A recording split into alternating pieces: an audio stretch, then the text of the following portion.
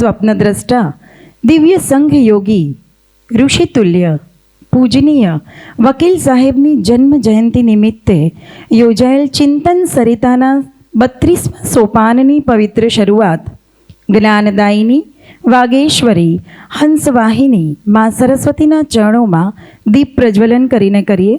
અતિથિ વિશેષ શ્રી પરમ પૂજનીય સ્વામીજી પરમાત્માનંદ સરસ્વતીજી તેમજ આદરણીય પ્રમુખશ્રી, આદરણીય ઉપપ્રમુખશ્રી, તમામ ટ્રસ્ટીગણ તેમજ મહાનુભાવોને વિનંતી છે કે આપ સૌ દીપ પ્રજ્વલન દ્વારા આજના પવિત્ર કાર્યક્રમની શુભ શરૂઆત કરાવશો. દીપ જ્યોતિ પરમ જ્યોતિ, દીપ જ્યોતિર જનાર્દન, દીપો હરતુ મે પાપમ, દીપ જ્યોતિર નમોસ્તુતે. શુભમ કરોતુ કલ્યાણમ, આરોગ્યમ સુખ સંપદા, દ્વેષબુદ્ધિ વિનાશાય, આત્મજ્યોતિર નમોસ્તુતે, આત્મજ્યોતિર નમોસ્તુતે. હરિ ઓમ. અગ્નિમીળે પુરોહિતમ યજ્ઞસ્ય દેવમૃત્વિજમ, હોતારમ રત્નદાતમમ. નમસ્તે સદા વત્સલે માતૃભૂમે, ત્વયા હિન્દુભૂમે સુખમ વર્ધિતોહમ, મહામંગલે પુણ્યભૂમે ત્વદર્થે પતત્વેશકાયો નમસ્તે નમસ્તે. हे परम वत्सला मातृभूमि, मैं आपको निरंतर प्रणाम करता हूँ. आपने सब सुख देकर मुझको बड़ा किया. हे महामंगला पुण्यभूमि, आपको सादर वंदन वंदन. तन्मे मन शिव संकल्पमस्तु. આ ધ્યેય વાક્યને 32 વર્ષથી અનુસરતી આપણી સંસ્થા બાળકોમાં હકારાત્મક વિચારો સિંચનાર તથા વિદ્યાર્થીઓના સર્વાંગીણ વિકાસમાં સતત કાર્યરત તેવી આ સંસ્થાનો સ્થાપના દિન એટલે કે દિવ્ય સંઘ યોગી, ઋષિતુલ્ય, પરમ આદરણીય, પૂજનીય, સ્વપ્નદ્રષ્ટા શ્રી લક્ષ્મણરાવજી ઇનામદાર આપણા વડીલ શ્રી વકીલ સાહેબની જન્મ જયંતિ ઋષિ પંચમી. આ પવિત્ર પ્રસંગે ઉપસ્થિત સંસ્કારધામની ધરાને ધન્ય કરનાર પરમ પૂજ્ય સ્વામી શ્રી પરમાત્માનંદ સરસ્વતીજી, માનનીય અધ્યક્ષ શ્રી શિવાનંદ આશ્રમ અમદાવાદ તેમજ માનનીય સ્થાપક શ્રી આર્ષ વિદ્યા મંદિર રાજકોટ, સંસ્કારધામના પ્રમુખ સંસ્થાના મોભી પરમ આદરણીય ડૉક્ટર આર.કે. શાહ સાહેબ શ્રી, સંસ્કારધામના ઉપપ્રમુખ આદરણીય શ્રી મહેન્દ્રભાઈ ભટ્ટ સાહેબ શ્રી, આદરણીય ટ્રસ્ટી શ્રી અમૃતભાઈ પટેલ સાહેબ શ્રી, આદરણીય ટ્રસ્ટી શ્રી વિવેકભાઈ પટેલ સાહેબ શ્રી, આદરણીય ટ્રસ્ટી ડૉક્ટર જ્યોતિન્દ્રભાઈ મહેતા સર, આદરણીય ટ્રસ્ટી શ્રી ઈશ્વરભાઈ ભાવસર સાહેબ શ્રી, આદરણીય ટ્રસ્ટી શ્રી દિલીપભાઈ ઠાકર સાહેબ, આદરણીય ટ્રસ્ટી શ્રી મૌલિકભાઈ ભગત સાહેબ શ્રી, લક્ષ્મણ જ્ઞાનપીઠ ફાઉન્ડેશન સંસ્કારધામના એકેડેમિક ડાયરેક્ટર આદરણીય Shri Manishbhai Zala sir, head centre of excellence બાલગોકુલમના શ્રી ઈશા મેમ, વિજય ભારત ફાઉન્ડેશનના શ્રી ભરતભાઈ ઠાકોર, સંસ્કારધામ દ્વારા ચાલતા સેવા કાર્યના સંયોજક શ્રી ઘનશ્યામભાઈ પટેલ સાહેબ શ્રી, લક્ષ્મણ જ્ઞાનપીઠ ફાઉન્ડેશન સંસ્કારધામની ત્રણેય શાળાના આદરણીય પ્રધાનાચાર્યગણ, ઉપપ્રધાનાચાર્ય શ્રી તેમજ આદરણીય કેમ્પસ ડાયરેક્ટર કાકોટી સર, રાષ્ટ્રીય સ્વયંસેવક સંઘના ધર્મજાગરણ વિભાગના કાર્યકર્તા શ્રી કીર્તિભાઈ ભટ્ટ સાહેબ Shri, Balgokulam team, Anant national university team, Piramal foundation team, Vijayi Bharat sports academy team, ઉપસ્થિત તમામ મહાનુભાવો, અભિભાવક ગણ, આદરણીય ગુરુજનો, વહાલા વિદ્યાર્થી મિત્રો, આપ સર્વેનું આજના પવિત્ર પાવન દિવસે યોજાયેલ કાર્યક્રમમાં સંસ્કારધામ પરિવાર હાર્દિક સ્વાગત કરે છે. હું સંસ્થા પ્રમુખ પરમ આદરણીય ડૉક્ટર આર.કે. શાહ સાહેબને નમ્ર વિનંતી કરીશ કે પરમ પૂજનીય સ્વામીજી પરમાત્માનંદ સરસ્વતીજીને આજના પાવન પ્રસંગે પુષ્પગુચ્છ અર્પણ કરી તેઓનું આજના કાર્યક્રમ અર્થે સ્વાગત કરો. આપણે સૌ તાળીઓ સાથે અભિવાદન કરીએ આજના અતિથિ વિશેષ શ્રી પરમ આદરણીય સ્વામીજી પરમાત્માનંદ સરસ્વતીજી. ધન્યવાદ સાહેબ શ્રી. હું સંસ્થાના ઉપપ્રમુખ આદરણીય શ્રી મહેન્દ્રભાઈ ભટ્ટ સાહેબને વિનંતી કરીશ કે સ્વામીજીને ફ્રૂટ બાસ્કેટ અર્પણ કરી કાર્યક્રમ અર્થે તેઓનું અત્રે સ્વાગત કરો. તાળીઓ સાથે અભિવાદન કરીએ પરમ પૂજનીય પરમાત્માનંદ સરસ્વતીજી સ્વામી. સાથે વિદ્યાર્થીગણને નમ્ર નિવેદન છે કે ઉપસ્થિત મહાનુભાવોને પુષ્પ અર્પણ કરી આજના દિવસે પાવન દિવસે યોજાયેલ કાર્યક્રમ અર્થે સૌ મહાનુભાવોનું સ્વાગત કરે.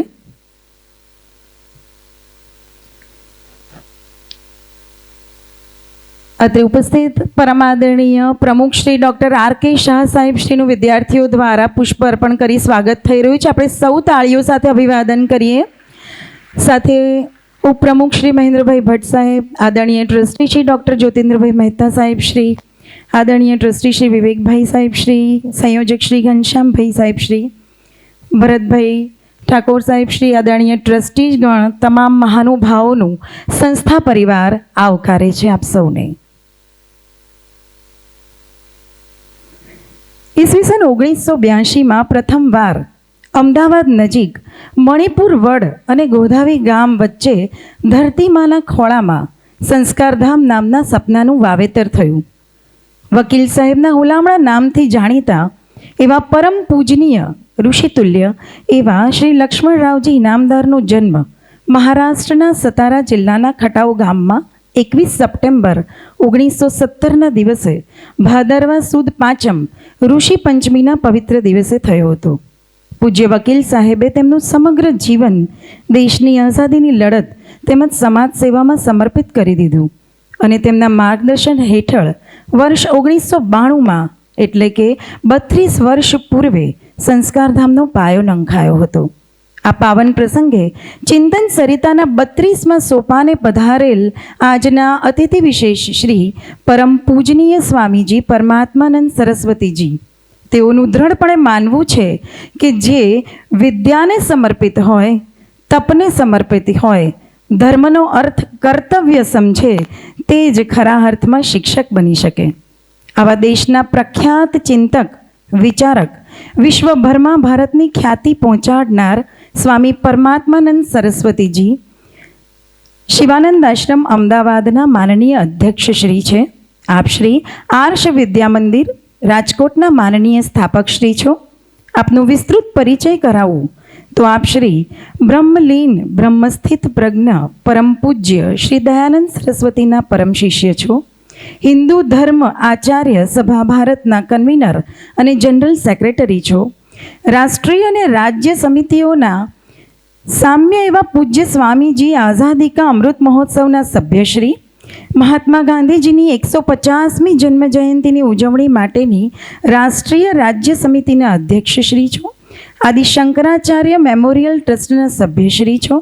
પરમ પૂજ્ય સ્વામીજીએ ધર્મ અને સંસ્કૃતિના રક્ષણ માટે શિક્ષકોમાં ભારતીય મૂલ્ય પ્રસ્થાપિત થાય અને ભારતીયતાનો અભિગમ કેળવાય તે હેતુથી મુખ્ય વક્તા તરીકે અસંખ્ય પરિષદો યોજેલ છે. આપ શ્રી G8 સમિટ કેનેડા, વિશ્વ ધર્મ પરિષદ UN Geneva, Vishwa Hindu Parishad Bali, interfaith dialogue for peace Germany and security Myanmar, પ્રાચીન પરંપરા સમકાલીન વાસ્તવિકતાઓ ઇઝરાયલ, એશિયા વિશ્વાસ નેતા સમિટ ઇઝરાયલ ઉપરાંત અન્ય ઘણા દેશોમાં આપશ્રીએ આપનું યોગદાન આપેલ છે. આપશ્રીએ સેંકડો સાધકો, કર્મચારીઓ, વિદ્યાર્થીઓ, શિક્ષકો જેવા 10 લાખથી વધુ લોકોને જાહેર વાર્તાલાપ દ્વારા આંતરિક વિકાસ માટેનું વેદાંત શિક્ષણ પૂરું પાડેલ છે. પરમ પૂજનીય સ્વામી પરમાત્માનંદ સરસ્વતીજીને ગુજરાત સરકાર દ્વારા સંસ્થાપિત સાંસ્કૃતિક યોદ્ધાનો પ્રથમ પુરસ્કાર એનાયત થયો હતો. આપણે સૌ તાળીઓ સાથે અભિવાદન કરીએ. સમાજમાં જ્ઞાન આવશ્યક છે. વિઝડમ ઓફ લિવિંગ, જીવન જીવવાની કળા, જીવન મૂલ્યો, જીવન આદર્શ અને જીવન અભિગમની વિદ્યાને આર્ષ વિદ્યા કહેવાય. આ પવિત્ર વિચારને આર્ષ વિદ્યા મંદિરના સ્થાપક આપ શ્રી છો. પરમ પૂજ્ય સ્વામીજી ઈચ્છે છે કે એક એવું મંદિર સ્થપાય કે જે સમાજને વૈદિક મંત્રોચ્ચાર શીખવે, વિધિવત પૂજા પ્રાર્થના શીખવે. તે હેતુથી આર્ષ વિદ્યા મંદિર ખાતે એક પવિત્ર શિવ મંદિરનું પણ નિર્માણ કરવામાં આવેલ છે. જોરદાર તાળીઓ સાથે ફરી એકવાર અભિવાદન કરીએ આજના આપણા મુખ્ય અતિથિ વિશેષ શ્રી પરમ પૂજનીય સ્વામી પરમાત્માનંદ સરસ્વતીજી. डिगो ना अपने प्रण से तो फिर सब कुछ पा सकते हो प्यारे, तुम भी ऊंचे बन सकते हो, छू सकते हो नभ के तारे. सहकारनी आ साधना छे, तू तपस्वी बनतो जा, संस्कारनी आ पुण्य भूमि में सेवा निरंतर करतो जा. राष्ट्रीय स्वयंसेवक संघना वरिष्ठ प्रचारक परम पूज्य माननीय श्री लक्ष्मणरावजी इनामदार, गुजरातना संस्कार जीवननो एक घेगूर वडलो, ऋषि परंपराનું વર્તમાન યુગનું ઝરણું. આવો આવા દિવ્ય સંઘ યોગીની જીવન સાધનાને એક દસ્તાવેજી ચિત્ર દ્વારા આપણે નિહાળીએ અને એમના ચરણોમાં આપણે સૌ કોટી કોટી વંદન કરીએ.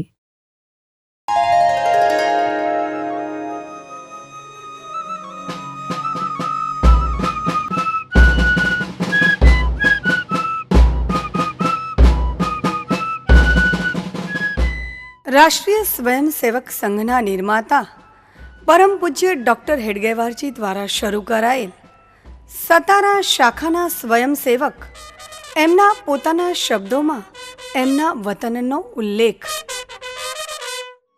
કે આમ તો હું સતારાનો વતની, જોકે સતારામાં મને કોઈ ઓળખતો નથી, પણ છેલ્લા 40 વર્ષથી આજે મહારાષ્ટ્રમાં છું. એટલે હવે જ્યારે જાઉં તે વખતે જે કે મારા ભાઈઓ છે સ્વયંસેવક, કોઈ પ્રચારક છે, કોઈ એમના ભાઈ તરીકે મારો પરિચય કરાવે છે.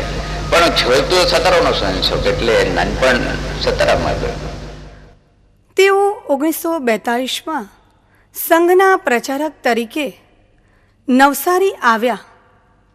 વ્યક્તિગત ઈચ્છા, આકાંક્ષા, લાલસા, કામનાઓને જાતે જ તિલાંજલિ આપી એક વિરાટ વિચારને સાકાર કરવા 4 દાયકા સુધી તેઓ અખંડ એકનિષ્ઠ અવિરામ તપશ્ચર્યા કરતા રહ્યા.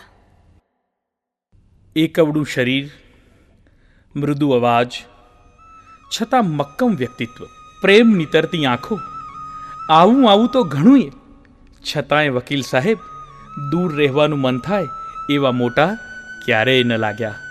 આપણા વિશાળ સાંસ્કૃતિક પરિવારના એક વડીલ, આપણા સૌના અંગત.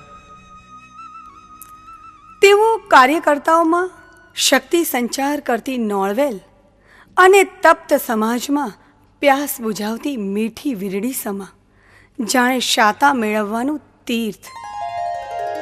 નાનામાં નાના કાર્યકર્તામાં એમને ગુણોનો સાગર છલકાતો દેખાતો. એમની પ્રેરણા અને હૂંફથી વિવિધ ક્ષેત્રોને અજવાળતા વ્યક્તિત્વોની શૃંખલા રચાઈ છે. પુરુષાર્થી, કર્મઠ, નિષ્ઠાવાન અને કુશળ કાર્યકર્તાઓની એક આખી પેઢીને સંસ્કારી એમણે સમાજ જીવનને સમૃદ્ધ કર્યું છે.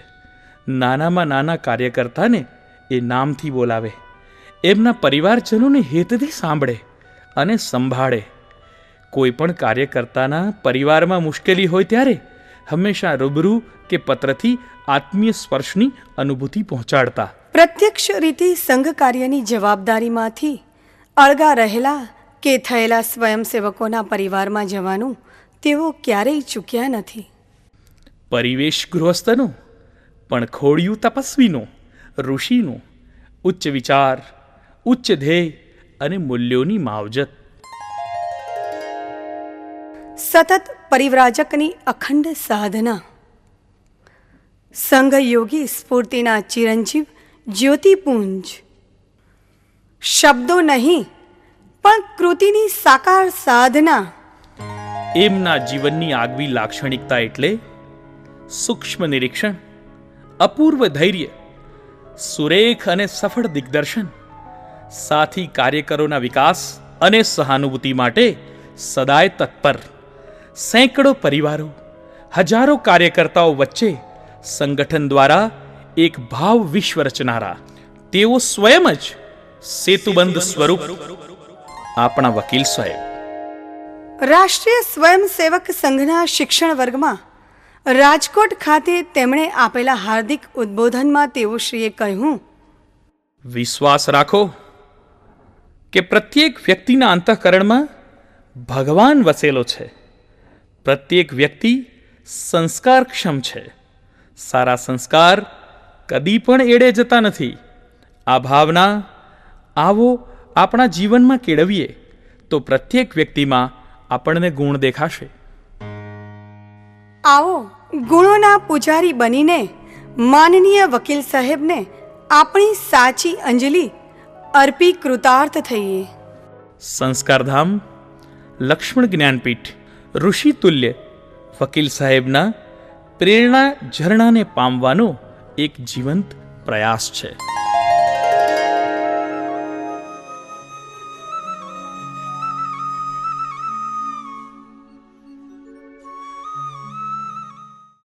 પૂજનીય વકીલ સાહેબને શત શત નમન. રાષ્ટ્ર નિર્માણમાં ખપી ગયેલા શિલ્પીના નામનું પાટિયું ક્યાંય નથી. એ તો બિરાજમાન છે કાર્યરત સહસ્ત્ર હૃદયોના સિંહાસન પર. આજે પૂજ્ય શ્રી વકીલ સાહેબનું જીવન ધૂપસળીની જેમ સતત દિવ્ય સુગંધ અને પ્રકાશ આપી સંસ્કાર ધામને મહેકાવી રહ્યું છે. આ પાવન પ્રસંગે પરમ પૂજ્ય સ્વામી પરમાત્માનંદ સરસ્વતીજીને હું વિનંતી કરીશ કે આપ શ્રી મંચ પર પધારી અમને સૌને પ્રેરણા પ્રદાન કરશો. શિક્ષણ દ્વારા સમાજનું સશક્તિકરણ, બાળ કેળવણીમાં શિક્ષકની ભૂમિકા વિષય પર પ્રકાશ પાડી આપણને સૌને પ્રેરણા આપવા પધારી રહ્યા છે પરમ પૂજનીય સ્વામી પરમાત્માનંદ સરસ્વતીજી. આપણે સૌ તાળીઓના ગડગડાટ સાથે સ્વામીજીને મંચ પર આવકારીએ. ઓમ ભદ્રં કર્ણેભિઃ શૃણુયામ દેવાઃ ભદ્રં પશ્યેમાક્ષભિર્યજત્રાઃ સ્થિરૈરङ्गैस्तुष्टुवागुंसस्तनूभिः व्यशेम देवहितं यदायुः स्वस्ति न इन्द्रो वृद्धश्रवाः स्वस्ति नः पूषा विश्ववेदाः स्वस्ति नस्तार्क्ष्यो अरिष्टनेमिः स्वस्ति नो बृहस्पतिर्दधातु. ओम शांति शांति शांति. ओम नमो ब्रह्मादिभ्यो ब्रह्म विद्या संप्रदाय कर्तृभ्यो वंश ऋषिभ्यो महद्भ्यो नमो गुरुभ्यः. सर्वोपप्लवरहितः प्रज्ञानघनः प्रत्यगर्थो ब्रह्मैवाहमस्मि ब्रह्मैवाहमस्मि. ओम शांति शांति शांति. श्रुतिस्मृतिपुराणानाम् आलयं करुणालयं नमामि भगवत्पादं शङ्करं लोकशङ्करं. शङ्करं शङ्कराचार्यं केशवं बादरायणं सूत्रभाष्यकृतौ वन्दे भगवन्तौ पुनः पुनः. ईश्वरो गुरुरात्मेति मूर्तिभेदविभागिने व्योमवद्व्याप्तदेहाय दक्षिणामूर्तये नमः. अज्ञानतिमिरान्धस्य ज्ञानाञ्जनशलाकया चक्षुरुन्मीलितं येन तस्मै श्रीगुरवे नमः. ओम.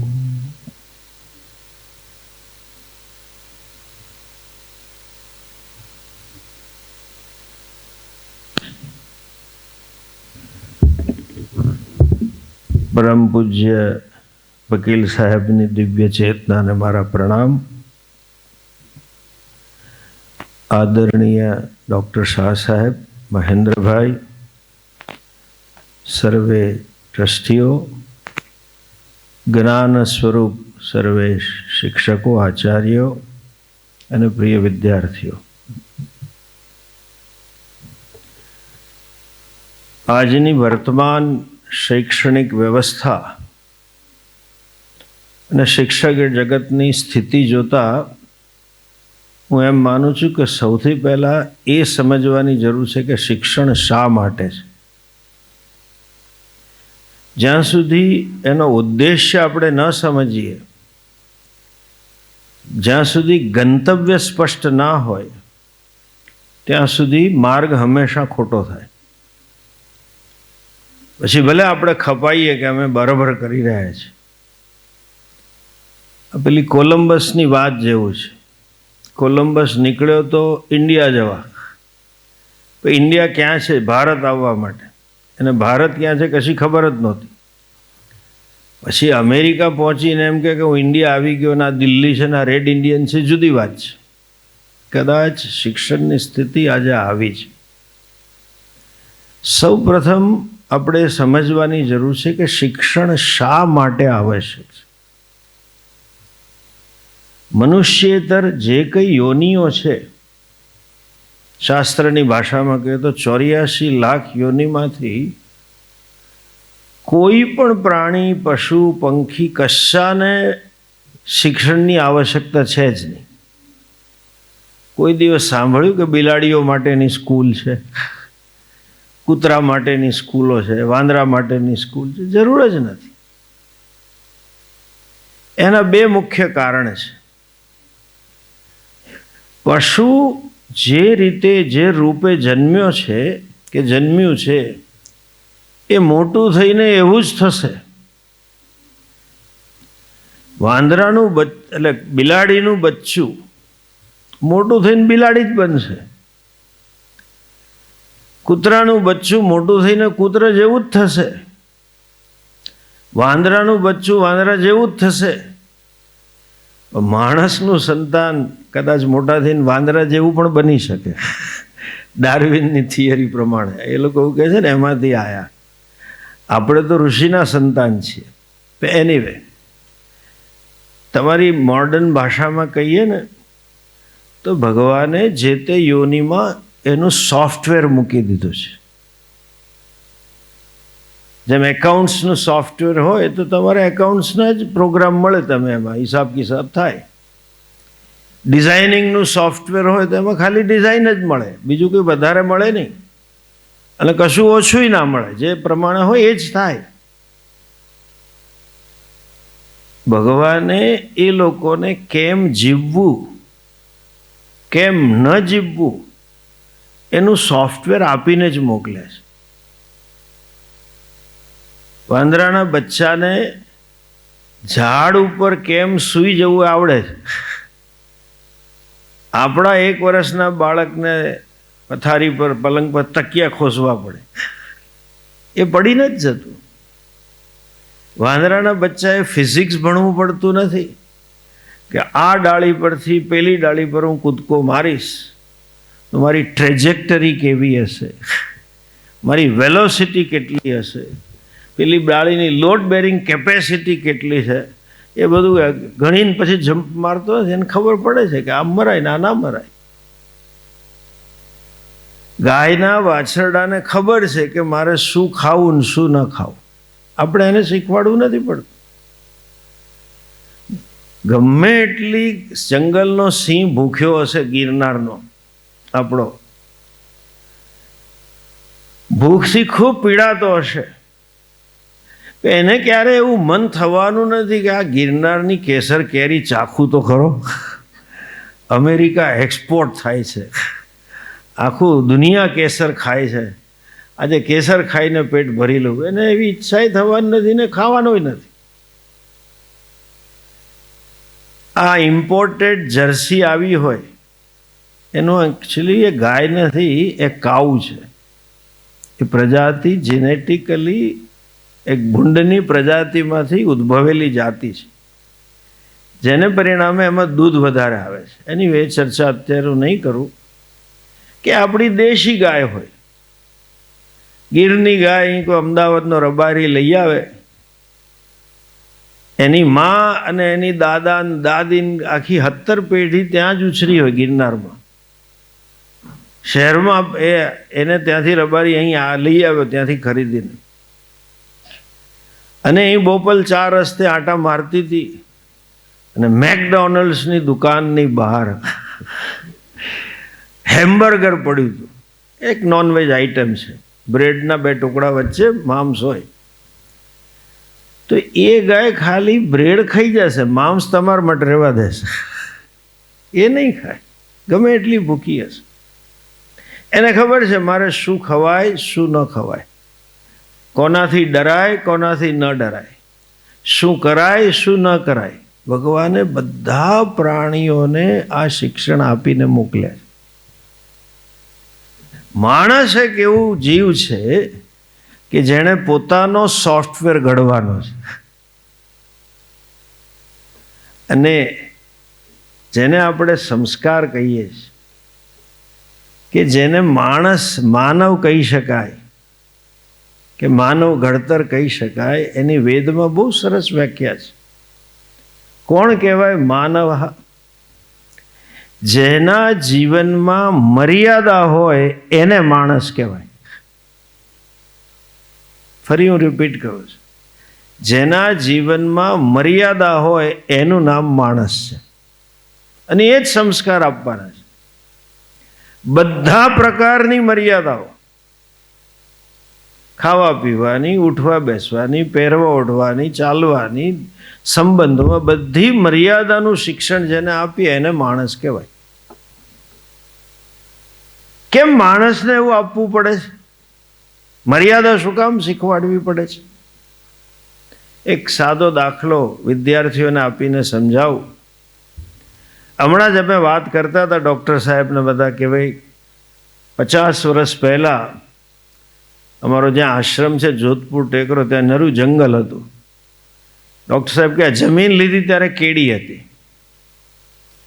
100 થી 150 વર્ષ પહેલાં જ્યારે ઓટોમોબાઈલ રિવોલ્યુશન નહોતું થયું, અમદાવાદમાં આંગળીના ટેરવે ગણાય એટલી ગાડીઓ હતી. સદીઓ સુધી માનવ સમાજ ગમનાગમન કરવા માટે 2 જ એની પાસે સાધનો હતા. એક હતા ઘોડા, અને ઘોડાની સાથેનો રથ, અને બીજું હતું બળદગાડું. બીજું કોઈ વાહન જ નહોતું આપણી પાસે. અને ઘોડો હોવો તો એ તો બહુ મોટું સ્ટેટસ હતું. રાજા અને નગરશેઠ પાસે જ ઘોડા હોય. જ્યારે આ અમદાવાદમાં 100-200 વર્ષ પહેલાં લોકો બળદગાડામાં જતા હશે, ત્યારે કોઈ દિવસ એવું બોર્ડ લગાડ્યું હતું કે સ્પીડ લિમિટ 25 કિલોમીટર? અમદાવાદમાં ક્યાંય સ્કૂલની આગળ સ્પીડ બ્રેકર મૂક્યું હતું? બળદગાડા સાવધાન છોકરાઓ છે. કોઈ દિવસ એવું બોર્ડ હતું જ નહીં કે જમણી આ વન વે માર્ગ છે. કેમ નહોતું? કે બળદગાડામાં ભાગવાની સંભાવના જ નથી. એ બોલો માલિક એને પૂંછડા હમણે મારે તો બળદિયું દોડે, તો અહીંથી શરૂ કરે ને પેલે જઈને પાછું ખુડુડું ચાલ્યું.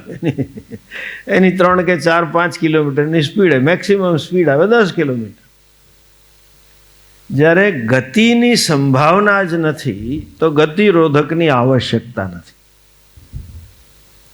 જ્યારે ડાબે જવા કે જમણે જવાની સંભાવના જ નથી તો એને કહેવાની જ જરૂર નથી. આ બધા પ્રાણીઓ જે પ્રકારે બનાવ્યા છે એવું જ વર્તન કરશે. એમનામાં કોઈ એવી સંભાવના નથી કે બીજું કોઈ વર્તન કરી શકે. આજ સુધી દુનિયામાં કોઈ શાકાહારી સિંહ પાક્યો નથી અને માંસાહારી ગાય પાકી નથી. કૂતરા આજકાલ લોકો પાળે છે. અમારા સૌરાષ્ટ્રમાં મકાન પર લોકો નામ બહુ લખે. આપણે ગુજરાતમાં નામ ના હોય, બંગલા નંબર હોય, પણ ત્યાં બધા નામ હોય. અને નામમાં પાછું આવું તમને જ્ઞાતિવાદ ત્યાં પ્રગટ થાય. ખોડિયાર કૃપા એટલે સમજી જવાનું કે આ લેવવા પટેલ છે. ઉમિયા કૃપા એટલે સમજી જવાનું કે આ ખડવા પટેલ છે. જલારામ કૃપા એટલે સમજી જવાનું કે આ ઠક્કર છે. એમ બધે નામ હોય છે. માતૃ કૃપા, પિતૃ કૃપા, ક્યાંય મેં સસુર કૃપા નામ વાંચ્યું નહીં. હોય સસરાને ઘરે જ હોય. અને માતૃકૃપાવાળાને પૂછીએ કે ભાઈ બા ક્યાં છે, તો કે વૃદ્ધાશ્રમમાં છે. અને ઘરમાં એક કૂતરો હોય. તમે એક વસ્તુ જોજો, મને કેટલા વર્ષોથી પ્રશ્ન થતો હતો પણ પછી જવાબ મળ્યો. મને 40 વર્ષથી પ્રશ્ન થતો હતો પણ હમણાં 15-20 વર્ષ પહેલાં મને જવાબ મળ્યો. કૂતરાઓના નામ અંગ્રેજીમાં જ હોય. ટોમી ને સ્વીટી ને શેફર્ડ ને જેકી. કોઈ દાડ સાંભળ્યું કે કાંતીડો ને રમીલા અને આ શાંતા એવા નામ તમે સાંભળ્યા કોઈ દાડ કૂતરાને? અંગ્રેજી નામ પાડે. અને પેલા ડોસીમાં હોય, આવડા કાન મોટા હોય, એણે જેને કહીએ ને ઢેફા ભાંગ્યા હોય, એ કૂતરાની જોડે અંગ્રેજીમાં વાત કરે. ટોમી નો એટલે ના કે ને બાપા આવે તને અંગ્રેજી. Tommy go. પછી મને થતું હતું કે આ કૂતરાને અંગ્રેજીમાં જ કેમ કહે છે અને કૂતરો અંગ્રેજી જ કેમ સમજે છે. પછી મને એક દિવસ ભગવાને પ્રેરણા આપી કે ગયા જન્મના અંગ્રેજો બધા કામ એવા કર્યા ને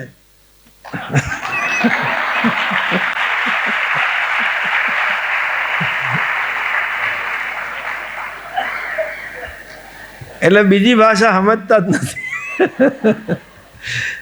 એનીવે, મૂળ વાત ઉપર આવીએ. આપણે ત્યાં કૂતરા પાળે, પણ પ્રાણીઓની એક બીજી વિશેષતા તમે જુઓ. ભગવાને એ લોકોને મેં કહ્યું તેમ એવા જ બનાવ્યા છે કે તમે રોટલી આપો એટલે પૂંછડી હલાવે જ. એ ગમે તે બ્રીડ હોય, આપણો કાળિયો ને લાલિયો હોય શેરીનો, કે ટોમી ને જેકી ને શેફર્ડ ને સ્વીટી હોય, કે પછી જાપાનનો ચુવાવા હોય, કે ડોબરમેન હોય, કે આલ્સેશિયન, ગમે તે બ્રીડ હોય. કોઈ દાડે જોયું કૂતરાને તમે આમ રોટલી આપો ને આમ પૂંછડી ટાઈટ કરીને ઊભો હોય કે ના હલાવી નથી આપણે? એ રોકી જ ના શકે. માણસનું સંતાન રોકી શકે. નાના છોકરા આવે અમારી પાસે એટલે હું પ્રસાદમાં ચોકલેટ રાખું અને બતાવું. અમુક એવા ધાડ કરીને લઈ લે, ખેંચીને ભાગી જાય. અને એને ડબ્બો જો એટલે એક તો લઈ લે ને પછી સામે મને બતાવે, બીજી લાવવા દો, ડબ્બો આખો ભરેલો લાવો. અમુક એવા હોય કે મમ્મી સામું જોઈએ લઉં, પછી મમ્મી કે જા લઈ લે એટલે લે. અમુક એવા નમૂના હોય કે મમ્મીને કે તું લઈ આય. સ્વામીજી પાસે હું નહીં જોઉં. આ જો કળિયુગ કેવો છે આપણો. આવું મને હમણાં ફરી આ 15 દિવસ પહેલાં અનુભવ થયો. પહેલાં હું જ્યારે 84-88 યુનિવર્સિટીમાં મારા લેક્ચર હતા, સાયકોલોજી ડિપાર્ટમેન્ટ, દર મહિને આવતો હતો. આંબાવાડીમાં એક મકાનમાં રહેતો હતો ને પછી હું ચલાય એટલે ચાલતો જાઉં, પાછો આવું સવારે. તો ત્યાંથી પેલું હોલિવૂડ નથી આપણે જેને કહે, ત્યાંથી આવવું પડે. તો એક દિવસ હું આવતો હતો તો એક બેન એના હું દૂરથી જોઉં કે છોકરાને કહેતી હતી, આમ કરતી હતી. પેલો રડતો હતો ને જીદ કરતો હતો. પછી હું જરા નજીક આવ્યો તો મને સંભળાય એવી રીતે બોલ્યો, જો સાનો માનો ખાઈ લે, બાવો છે, સ્વામીજી બાવો પકડી જશે. ત્યાં સુધી તો ઠીક, પછી હું નજીક આવ્યો, જરા કોણ મહારાજ કે તમે પકડી જશો? મેં કહું કહીશ તો ખરો પણ હાચે હાથ લઈ જઈશ.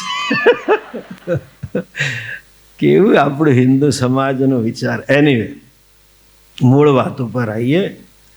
મનુષ્યનું સંતાન એ લે પણ ખરું, ચોકલેટ ન પણ લે અને માની પાસેથી માગે. ઘણા છો મમ્મી કે ના તું લે તો ધક્કો મારે મમ્મીને, પાછળ ચાલે ને મમ્મી લે ફટ કરતો ખેંચી. એક શબ્દમાં કહીએ ને, આપણી પાસે સ્વતંત્રતા છે. માણસની પાસે સર્વ પ્રકારની સ્વતંત્રતા છે, જેને સંસ્કૃત ભાષામાં કહેવાય કર્તુમ શક્યમ અકર્તુમ શક્યમ અન્યથા વા કર્તુમ શક્યમ. એ પ્રાણીઓમાં નથી. કર્તુમ શક્યમ શું? જે ભગવાને નક્કી કર્યું હોય એ જ. અકર્તુમ શક્યમ શું? ભગવાને નક્કી કર્યું હોય છે, એની બાઉન્ડ્રી, જેની લિમિટની બહાર જઈ જ ના શકે. એને જેવા બનાવ્યા છે એવા જ એક રહેવાના છે. મેં કહ્યું તેમ માણસ પાસે સ્વતંત્રતા છે, હું ગમે તે કરી શકું. આજકાલની માનસિકતા, આધુનિક વિચારધારા કેવી છે? સ્વતંત્રતાનો અર્થ શું કરે છે કે મને મન થાય એ હું કરું, મને મન ન થાય એ હું ના કરું, મને મન થાય એવી રીતે કરું. અમેરિકાનું આ એક છેલ્લા 15-20 વર્ષનું બહુ પ્રચલિત વાક્ય છે, માય વે ઓર હાઈવે. હું કહું એમ ચાલો, નહીં તો હાલતા થાવ, નીકળો, ફૂટો, મારી રીતે હું જીવું. એ તો પશુ છે. તમે પેલી વાર્તા સાંભળી હશે, ના સાંભળ્યો તો ટૂંકમાં ફરી કહું. શિયાળ ગરડું થયું. આવા માંસાહારી પ્રાણી ગરડા થાય ને એટલે શિકાર મળે નહીં, એમને ચપળતા જતી રહે. એટલે શિયાળ બુદ્ધિશાળી અને લુચ્ચું હતું, એટલે એમાં એણે ગધેડાને જોયું કે ગરડો થયો. તો શિયાળે ગધેડાને આઈડિયા કર્યો. એમાં એણે શિયાળે એક મરેલા વાઘનું ચામડું ત્યાં જોયું. એટલે એણે ગધેડાને કહ્યું, જો ગધેડા ભાઈ, આપણે તમને ખાવાનું નથી મળતું ને, હું તમને રસ્તો બતાવું. શું? અને તમે મને બતાવો ને તમારે. આપણે એગ્રી કે તમે છે ને આ વાઘનું ચામડું પહેરી લો, અને રાત્રે આપણે ખેતરમાં જઈશું. ખેડૂતોને એમ થશે કે આ વાઘ આવ્યો, આપણે ખાઈ પીને પાછા આવી જવાનું, ચામડું કાઢીને સૂઈ જવાનું. ગધેડાને આઈડિયા ગમી ગયો, ચાલ્યું. શેરડીના જ ખેતરમાં જાય. ખાવું તો માલામાલ જ ખાવું, શું કામ હલકું ખાવું? 2 જણા રોજ શેરડી આરામથી ખાય, અને ગામના લોકોને મારવા જે દેખાય તો વાઘ દેખાય. ગામના લોકોને, એને પેલું મોલ ઊંચો હતો, એટલે આમ તો વાઘનું ચામડું ગધેડાને પેલું પગ આખા ખુલ્લા રહે. પેલા જેવું થાય, જે કહીએ ને કે નાના ભાઈનો લેંગો ને મોટા ભાઈનો જબ્બો પહેરીને ફરનાર આપણે છે ઘણા બધા, જેના પગ આખા દેખાતા હોય પણ ખેતરને લીધે દેખાય નહીં. 2 જણાનું ચાલ્યું ટનાટન. એમાં આવ્યો પૂનમનો દિવસ. પૂનમનો દિવસ આવ્યો એટલે ગધેડો કે મારે તો ગાવાનું મન થાય છે. આ પૂર્ણિમા છે ને, એ આવે ને એટલે લોકોને મનની ઉર્મિઓ બહુ આગળ આવે. આપણે મેન્ટલ હોસ્પિટલના ડૉક્ટરોને તમે મળો ને તો કે ગાંડા માણસો માટે પૂનમ ભારે, એને સાચવવા પડે. મનસો દેવતા ચંદ્રમા, આપણે મનનો અધિપતિ ચંદ્રમા છે. એટલે ગાવાનું મન થાય. પેલો શિયાળ કે અલા ભાઈ ના ગાવા હમણાં, તું ખાઈ લે પહેલા ને પછી ગાજે બીજે જઈને, અહીં ના ગઈશ. ગધેડો કે ના, મારે તો ગાવું જ છે. પેલા એ કેટલી ના પાડી તો ગધેડાએ માન્યું જ નહીં, અને ગધેડાએ સપ્તમ સ્પૂરમાં ગાવાનું શરૂ કર્યું. ગામ લોકો સમજી ગયા કે આ તો ગધેડો છે. પછી શું થાય? દે ધબાધબ, બીજું શું? માર પડ્યો, અને બીજા દિવસથી ખાવાનું બંધ થઈને ભૂખ્યો થઈને મર્યો. જેને શુદ્ધ ગુજરાતીમાં કહીએ, ગાવાનું મન થાય ને ગાય, મને જે કરવાનું મન થાય હું કરું, એને શું કહેવાય? ગધેડો. મને મન થાય એટલે હું કરું, એ ગધેડો કહેવાય. મને મન થાય છતાં પણ હું મારી જાતને રોકી શકું, એનું નામ મર્યાદા છે. અને મને મન ના હોય છતાં પણ હું મારી જાતને જોતરી શકું, એનું નામ મર્યાદા છે. સ્વતંત્રતાનો અર્થ એ નથી કે મન થાય તો કરું અને મન થાય તો ના કરું, ના મન થાય તો ના કરું. સ્વતંત્રતાનો સાચો અર્થ એ છે, મન થાય કરવાનું છતાં પણ મારી પાસે એવી તાકાત હોય કે હું મારી જાતને રોકી શકું, એ મર્યાદા હોય. અને ન કરવાનું મન થાય છતાં પણ હું મારી જાતને જે કરવાનું છે એમાં જોતરી શકું, એ મર્યાદા હોય, એનું નામ સંસ્કાર અથવા એનું નામ શિક્ષણ, અને એનું નામ સાચી તાકાત છે. અંગ્રેજીમાં કહીએ ને, capacity not to do the things which I feel like doing and capacity to do the things even if I don't feel like doing, એ મર્યાદાના સંસ્કાર છે. મન થાય ને હું કરી લઉં અને ના મન થાય ના કરું, એનું નામ દુર્યોધન છે. પેલો શ્લોક ખબર હશે તમને, જાનામિ ધર્મમ નચ મે પ્રવૃત્તિ. મને ખબર છે શું કરાય, હું મારાથી થતું જ નથી ને. મને ખબર છે શું ન કરાય, પણ મારાથી થઈ જ જાય છે ને. મને ખબર છે કે હવે પરીક્ષા આવે છે અને ટીચરે હોમવર્ક આપ્યું છે તો મારે કરવું જોઈએ, પણ મન થતું જ નથી ને. મને ખબર છે કે મારે પરીક્ષામાં ચોરી ન કરવી જોઈએ,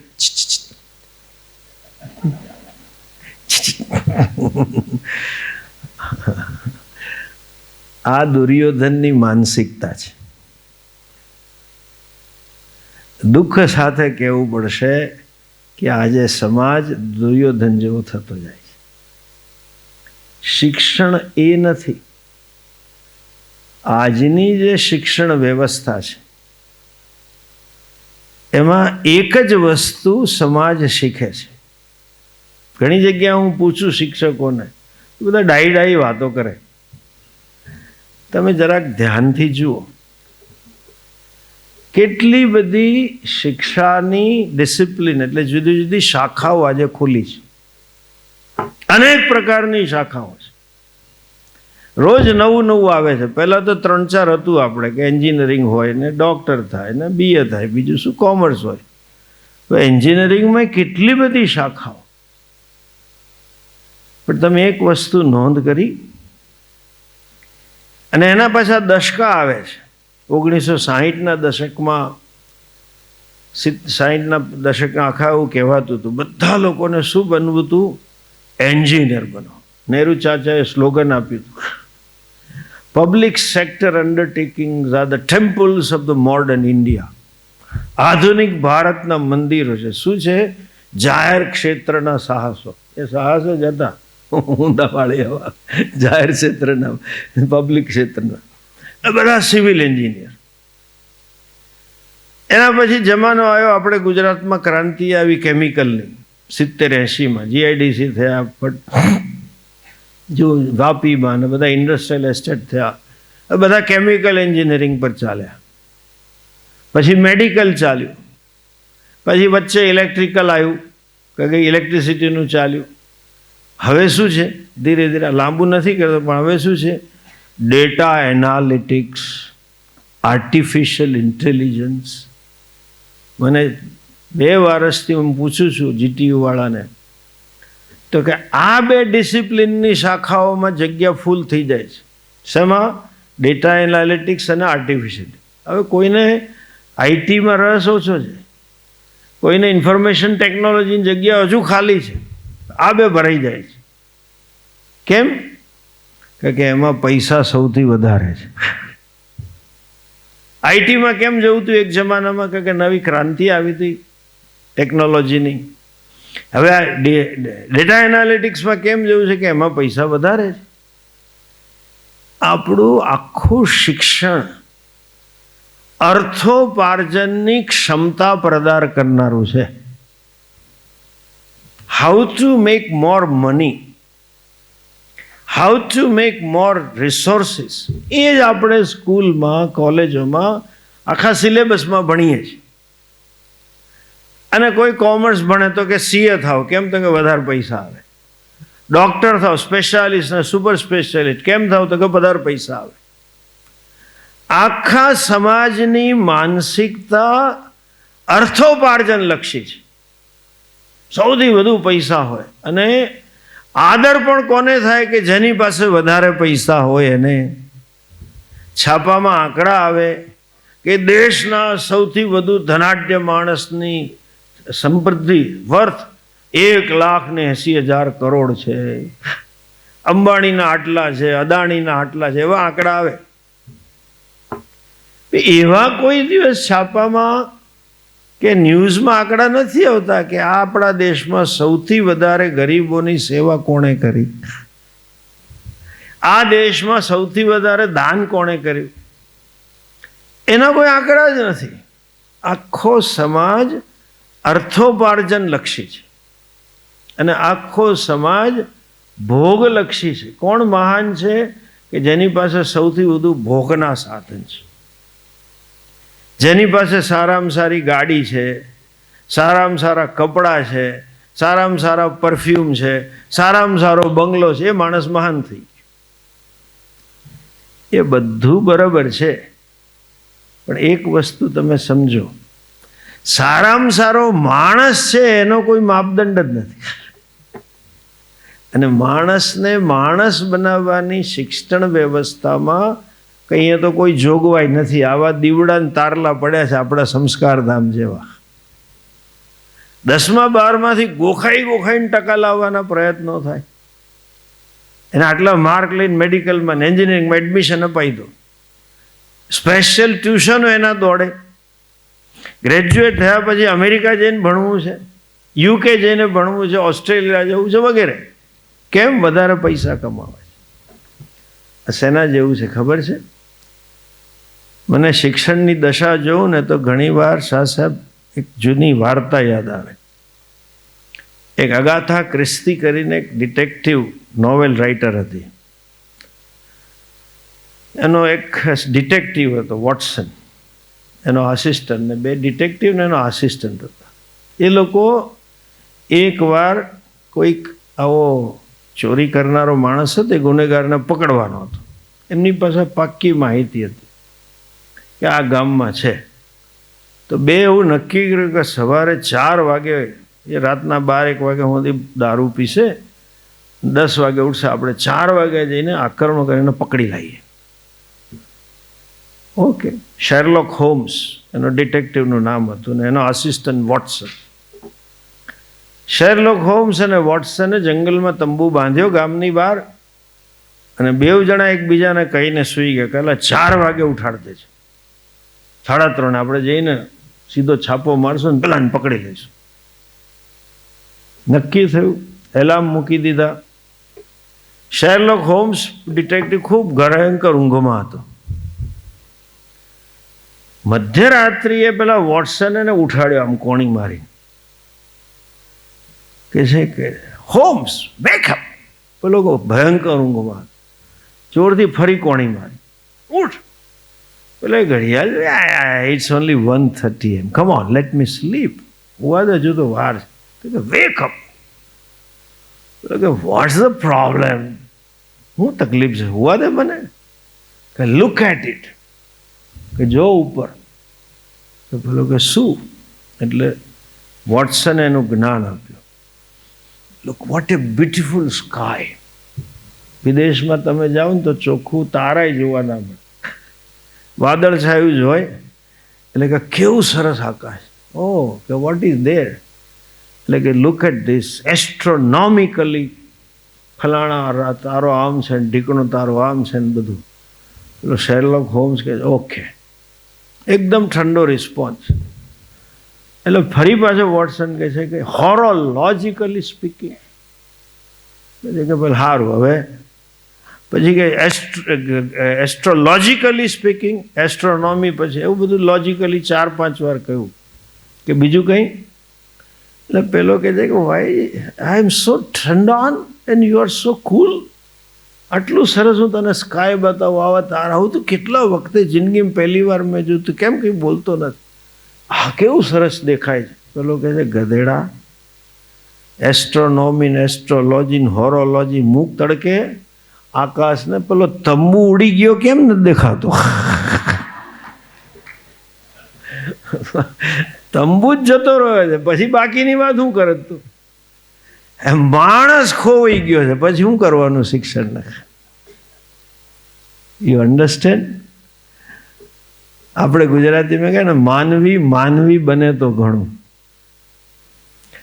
શિક્ષણ વ્યવસ્થામાં માણસને માણસ બનાવવાની પ્રક્રિયાનો અભાવ છે. આ ખૂટે છે.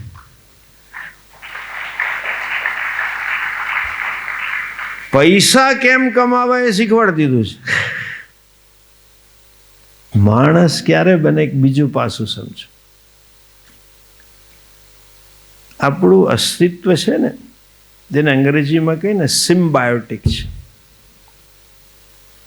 સાદું તમને છોકરાઓ સાદી ભાષામાં કહીએ ને કે મનુષ્ય સિવાયના જેટલા પ્રાણીઓ છે એ બધાના બચ્ચાઓ ખૂબ જલ્દી પોતાના પગ ઉપર ઊભા થઈ જાય. હાથીનું મદનિયું હોય ને, જન્મીને 3-4 કલાકમાં ચાલવા માંડે. કૂતરાનું ગલુડિયું હોય, કોઈ દાડો સાંભળ્યું કે હાથીને મદદિયાને મમ્મી તેડી તેડીને ફરે? ચાલતા એને આવડતું નથી. ઇવન જીરાફનું બચ્ચું 2-4 કલાકમાં ગાયની વાછડી ઊભી થઈને ચાલવા માંડે. અને માંડ 10-15 દિવસની અંદર એ એની માનવ ભોગ છોડીને પોતે ખોરાક શોધી કાઢે, ઘાસ ખાતું થઈ જાય. જેને ગુજરાતીમાં કહીએ ને પોતાના પગ પર થઈ જાય. એને દોડતા આવડે, એને ચરાતા આવડે, ખાતા આવડે, બધું પૂરું થઈ જાય. એક માણસનું સંતાન જ એવું છે કે 3 વર્ષ સુધી તો તેડાવે, પગ હોય તોય તેડાવે, પગ ઉપર થયા પછી એ તેડાવે. અને ગુજરાતીમાં કહે ને 22-25 વર્ષે પગભર થાય, 2 પૈસા કમાતો થાય. ત્યાં સુધી માણસ મા બાપ પાસે, સમાજ પાસે, કુટુંબ પાસે, રાષ્ટ્ર પાસેથી લેતો જ થાય. હંમેશા લેવાનો. એ બધા મદદ જ કરતા હોય. સાદી ભાષામાં કે તમે જે રસ્તા પર ચાલો છો, રસ્તા પર જે તમે વાહન ચલાવો છો, એ રસ્તો બનાવવાનું કામ તમારા ટેક્સના પૈસાથી નથી, આગલી પેઢીઓ બનાવીને મૂક્યું છે. કેટલી પેઢીના વૈજ્ઞાનિકોએ શોધખોળ કરી. એક સાદી દાખલા આપીએ. સૌથી પહેલાં વાલ્વ શોધાયા, ટ્રાન્સમીટર્સ થયા, ટ્રાન્ઝિસ્ટર થયા, પછી ચીપ આવી, અને ચીપ આવ્યા પછી આજે ક્લાઉડ આવી ગયા. વાલ્વ શોધાયા ત્યારે જ. પેઢીઓ સુધીના વૈજ્ઞાનિકોએ, આપણા મા બાપે, આપણા કુટુંબે, આપણા સમાજે, આપણા રાષ્ટ્રના લોકોએ કેટલો ભોગ આપ્યો, ત્યારે આપણે 20-25 વર્ષે પગભર થઈએ. જેને અંગ્રેજીમાં કહે ને you are always a receiver. લેતા જ જાઓ, લેતા જ જાઓ. 25 વર્ષે કંઈ કમાતો ધમાતો થાય ને થોડો પગભર થાય.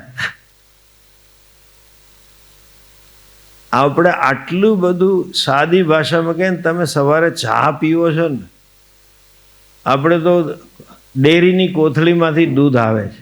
આમ તો જો કે 2 પ્રકારની કોથળીઓ ફરે છે ગુજરાતમાં, પણ એ દૂધ આવે છે, એ દૂધ કઈ ગાયનું, કયા વાછરડાનું, કયા ગામથી આવે છે આપણને ખબર નથી.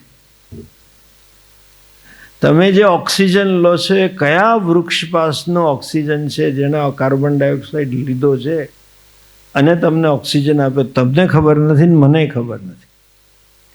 કયા બધા પરિબળો, વરસાદ, કન્ડેન્સેશન ને પ્રેશર ઊભું કરે ને ક્યાંથી વાયુ આવે ને ક્યાંથી વરસાદ આવે, સમુદ્રના કયા પાણીની વરાળ થઈ આપણને ખબર નથી. આખું સૃષ્ટિનું ચક્ર સંવાદી ચાલ્યા જ કરે છે અને એની પાસે આપણે લીધા જ કરીએ છીએ. રાષ્ટ્રની વાત કરીએ તો તમે કલ્પના કરો કે ભારત આઝાદ ન થયું હોત, અથવા તો આઝાદ થયા પછી એ આઝાદીની ચળવળમાં કેટલા મહાપુરુષોએ પ્રાણ ગુમાયા હશે, કેટલી માતાઓએ ભાઈ કે દીકરો ગુમાયા હશે, કેટલી યાતના ભોગી ત્યારે આઝાદ થયું. અને એ પછી કેટલા બધા લોકોએ દેશ બનાવવા માટે, દેશની ઇન્ફ્રાસ્ટ્રક્ચર બનાવવા માટે, ઇકોનોમિક ગ્રોથ માટે, દેશની આ સામાજિક જીવનને બનાવવા માટે કેટલા બધા લોકોએ ભાગ આપ્યો છે. આપણે હંમેશા લેતા આવીએ છીએ અને આપણા જીવનમાં સામે આપતા શીખીએ, એનું નામ સંસ્કાર કહેવાય. ગીતાજીમાં એને ભગવાન સ્તેન એવ સહાય એવું કહે છે, ચોર છે. આખી જિંદગી તમારે ચા માટે ગાયનું દૂધ જોઈએ, આખી જિંદગી તમારે શ્વસન માટે ઓક્સિજન જોઈશે, કેટલી જિંદગી, આખી જિંદગીમાં તમારે ખાવા માટે કયા ખેતરે, કયા ખેતરમાં કેવું અનાજ ઉગ્યું છે, અને એ અનાજ જયેલું કઈ માર્કેટિંગ યાર્ડમાં આવ્યું ને ક્યાંથી તમને ખબર નથી. પૈસા આપીને તમે નીકળી જાઓ છો. માણસ જેને કહીએ ને સિમ્બાયોટિક, એકબીજા પર પરતંત્ર છીએ આપણે. સમાજ સાથે લેતા શીખીએ છીએ, પાછું આપતા શીખીએ. એ મર્યાદા આપણા જીવનમાં આવે એનું નામ સંસ્કાર કહેવાય. શું કરવું, જે આપણા ઉપનિષદનું પ્રચલિત વાક્ય છે, તેન ભુંજીતા. પહેલા જીવનમાં ત્યાગમય જીવન હોવું છે. આપણું જીવન કર્તવ્ય પ્રધાન હોવું જોઈએ, ત્યાગ પ્રધાન હોવું જોઈએ. પહેલા તમે પછી હું. આપણા મા બાપે આપણને એવી રીતે મોટા કર્યા છે. માને ખાવાનું એણે મૂક્યું છે, આપણું પેટ પહેલાં ભર્યું છે. બાપુજીએ પોતાના શોખમાં મૂકીને આપણી શિક્ષણ માટે સારી ફી ભરવી, સારા કપડાં આપવા, મોજ શોખ પૂરા કરો, તમે ખુશ થાઓ. એ આખું સમાજ આપણા માટે કામ કરે છે. અને જીવનમાં આપણને જેવી ભોગ કરવાની ઈચ્છા કરવાની મન થાય, સંગ્રહ કરવાનું મન થાય, એ પછી છે. પહેલાં હું બીજાને આપું ને પછી હું ખાઉં. આ માનસિકતા જ્યારે જીવનમાં આવે ત્યારે માણસ બન્યો કહેવાય છે. પગ પર ઊભા રહેવું અને પૈસા ભાલી ભેગા કરવા એ તો પ્રાણી છે. તમે જોયું છે શેરીમાં કૂતરા હોય ને, એનું ગલુડિયા મોટા હોય, નાના હોય ને, કોઈ પણ પ્રાણીના, ગાય હોય, કૂતરા હોય, કાગડા હોય, બધા જ. તમે ધ્યાનથી જોજો. મને નાનપણમાં આ વિચાર આવતો હતો. પેલા નાના હઈએ તો કાગડા બધું ખુલ્લું હતું, તો પેલા કાગડાના માળા હોય, ચકલીના માળા હોય, તો મને થતું કે ચકલી કે ચકલો કંઈ દાણો લાવે તો એ પેલા માળામાં જ જાય ને એના છોકરાને ખબર પડી જાય કે મારી માં આવી. કાગડો આવે તો ખબર પડી જાય કે આ મારી જ માં છે ને મારા બાપુજી છે. તમે પહેલી વાર ચીન જાઓ ને તો ખબર ના પડે હવારે કોને મળ્યા હતા. બધાય બુચિયા હરખા જ લાગે. હું ગયો ચીન, ખબર ના પડે. નામે પાછા એવા કંઈ ચોંપ હોય કોઈ હોય એટલે સમજણ ના પડે કે આ શું બોલે છે. અને એક તો આંખ અડધી બંધ હોય એટલે આપણને ખુલે નહીં આવે. પણ બચ્ચાને ખબર પડે છે કે આ મારી એક માં છે. બચ્ચાને ખબર છે કે આ મારા પિતાજી છે. એ લોકો ક્યાં સુધી માને બાપને ઓળખે છે? જ્યાં સુધી એમને અનાજ ખાવા માટે મા બાપની જરૂર છે. શેરીનું કૂતરો હોય ને, કૂતરી કે કૂતરો, એની માની ભાઈ દોડતા હોય ગલુડિયા. જેવું કૂતરો કે કાગડાનું બચ્ચું પોતાનો ખોરાક ખાતો શીખી જાય, એ બીજે દિવસે ભૂલી જાય છે કે મારી માં કોણ છે ને મારા બાપ કોણ છે. શેરીમાં પેલું કૂતરું મોટું થાય ને અને પછી તું કરીને બોલાવો તમે રોટલી માટે. આ જુવાનો ને એની માં ઘરડી હોય તો એની માને ગુર્ર કરશે, રોટલી પહેલાં ખાશે. ગુજરાતી ભાષામાં કદાચ ખરાબ લાગે તો માફ કરજો. મા બાપને, ભાઈ બહેનને ભૂલી જાય, સમાજને, રાષ્ટ્રને ભૂલી જાય, એને કૂતરા કહેવાય, એ માણસ ન કહેવાય. આ માનવતા છે. પોતાનો જ જે વિચાર કરે એ કૂતરા છે, પશુ છે. પશુ આવા જ હોય, બીજાનો વિચાર જ ના કરે. આજે આર્થિક સમૃદ્ધિ ખૂબ આવી છે. સરકાર પોલિસી એવી છે કે જીડીપી વધારો, પર કેપિટા ઇન્કમ બધાની વધારો. સંપત્તિ વધવા માત્રથી માનવ સમાજનું નિર્માણ નથી થતું.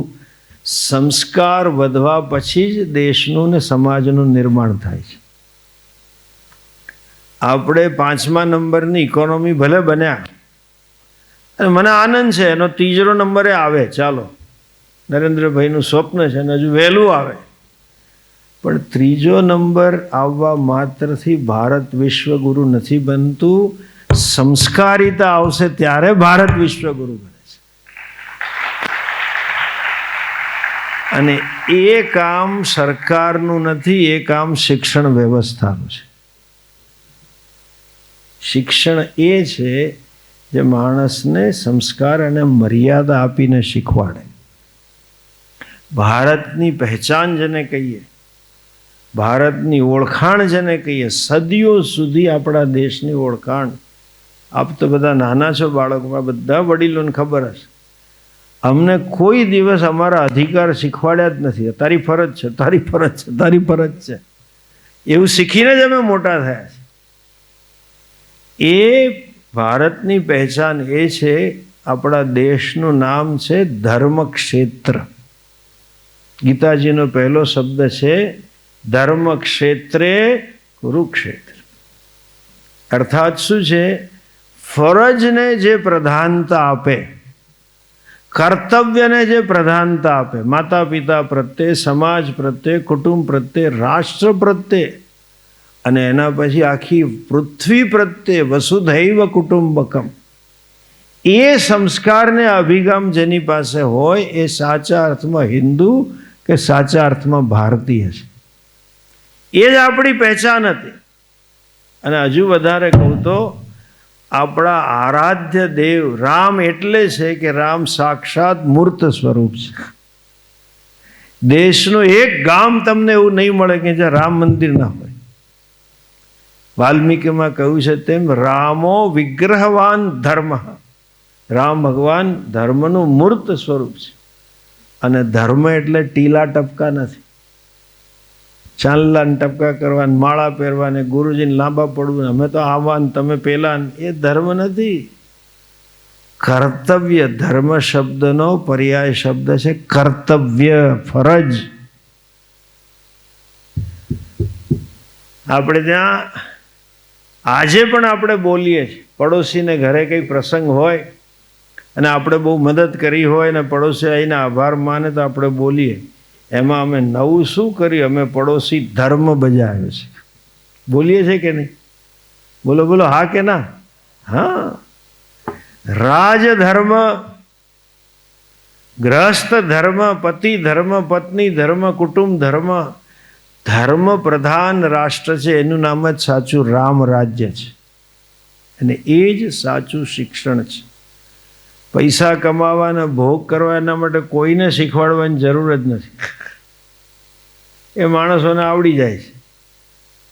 પણ સંસ્કાર કેમ કેળવવા, જીવનમાં મર્યાદા કેમ ઊભી કરવી, અને જીવનમાં મને મારી ફરજ બજાવવાની ઈચ્છા ન હોય છતાં પણ હું બજાવું, અને મારું અકર્તવ્ય કરવાની ઈચ્છા હોય છતાં પણ હું ન કરી શકું, એ તાકાત આપવી, એનું નામ શિક્ષણ છે.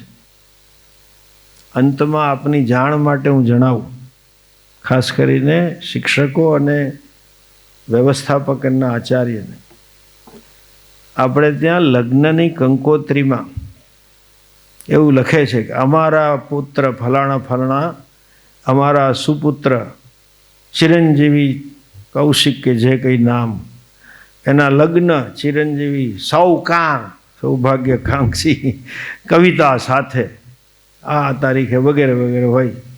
પછી નીચે નામ લખે અને પાછો ટવકો આવે નાના 2 વર્ષના ટપુડાનો, અને પાછું દાદાના નામ લખ્યા હોય જે કારના પોંકી ગયા હોય બીજે ક્યાંક, તોય લખે બધું. પણ એટલું જ લખે કે અમારા ઈષ્ટ દેવતાની કૃપાથી, એમના ઈષ્ટ ભગવાન ફલાણા ઠાકોરજીની કૃપાથી કે સોમનાથ દાદાની, જે હોય તે શ્રદ્ધા, જલારામ બાપાથી. પછી કરુણાની વાત એ છે કે એમાં લખે ચિરંજીવી કૌશિક કૌંસમાં MS ઇલેક, એટલે ઇલેક્ટ્રિક એન્જિનિયર છે. અને સૌકાં ચિરંજીવી જે હોય રમીલા કે કંઈ કૌંસમાં BSc કોમ્પ્યુ. આજે એવું માને છે સમાજમાં છોકરો કે છોકરી ગ્રેજ્યુએટ થઈ જાય એટલે લગ્નને લાયક થઈ ગયા. અને એમાં આપણી બાયોને તો એવું છે કે છોકરી જેવી જ ફાઇનલમાં આવે એટલે એનું ડ્રોન ફરવા મળે, કોનો છોકરો છે અને જલ્દી પડાઈને કાઢો. અને છોકરો એન્જિનિયર થાય એટલે એની માં ઘરડી થઈ જાય કે બેટા મારાથી કામ થતું નથી, હવે જલ્દી વહુ લાવી આપ. આજકાલના છોકરા પાછા હોશિયાર છે, એવું કર ને કામવાળી રાખી રસોઈ ના થતી હોય તો. અલા કાકા, આ પેલો MS ઇલેક્ટ્રિક વાળો આ રમીલા કે ચંપાને અડકશે તો 440 વોલ્ટના કરંટ આપશે, બીજું કાંઈ નહીં. અને આ રમીલા વાયરસ છોડશે, એ કશું કરવાનું નથી. લગ્ન માટેની લાયકાત, ધ્યાનથી સાંભળો, આપણી પરંપરા શું છે. લગ્ન કરવા માટે ગુરુજીની, ગુરુકુળના ગુરુની અનુમતિ જોઈએ. મેં કંકોત્રીઓ જોઈ છે, તામિલનાડુમાં હજુ છે, કર્ણાટકમાં. ફલાણા ગુરુદેવની આજ્ઞા કે અનુમતિ છે, અને ગુરુજી ત્યારે જ અનુમતિ આપતા હતા કે આ ભણ્યો ખરો પૈસા કમાવા માટે, પણ સામાજિક ફરજ બજાવવાની આનામાં તૈયારી છે તો લગ્ન કરવાના છે. સામાજિક જીવનની લાયકાત એ ગુરુજનો આપતા, જેને હમણાં બહેને કહ્યું ને, વિઝડમ ઓફ લિવિંગ, કર્તવ્ય નિષ્ઠા. વેલિડિક્ટરીમાં એ જ છે, વેદમનુચ્યાચાર્યો અંતે વાસિનમ અનુશાસ્તિ, સત્યમ વદ ધર્મમ ચર સ્વાધ્યાયાન્મ પ્રમદઃ આચાર્યાય. કેટલા બધા મંત્રો છે. માતૃદેવો ભવ, આ બધું આ દ્રષ્ટિ જીવનમાં આવે ત્યારે લગ્નને માટે લાયક છે. પૈસા કમાવાની ક્ષમતા દાંપત્ય જીવનની પાત્રતા નથી. સામાજિક જીવન, કર્તવ્ય નિષ્ઠા એ લગ્નની પાત્રતા છે. અને એ કામ ગુરુકુળના આચાર્યો કરતા હતા. સ્વયં કર્તવ્ય નિષ્ઠ આચાર્ય હોય ત્યારે એ શિક્ષા થાય. અને એટલા માટે શિક્ષકને આચાર્ય કહે છે, સ્વયં આચરતે યસ્માત આચાર્ય ઇતિ ઉચ્યતે. પોતાનું જીવન ધર્મમય હોય, પોતાનું જીવન કર્તવ્યમય હોય ત્યારે એ સાચું ધર્મમય જીવન છે.